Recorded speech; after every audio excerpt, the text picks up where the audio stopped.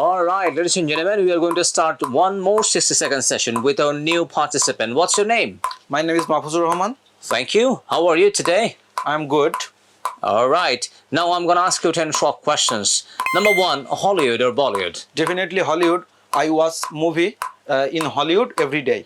Okay. Brother or sister? Definitely brother. I have one brother.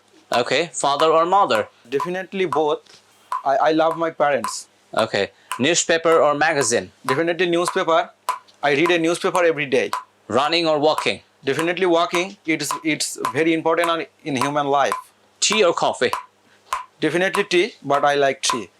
Okay. Bus journey or train journey? Definitely train journey. Train journey is very comfortable and enjoyable. School or college? Definitely college.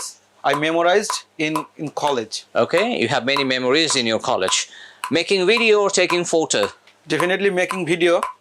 I make video in my free time. It's my hobby. Okay. City or village? Definitely village. My family lives in village. Thank you very much for your answers.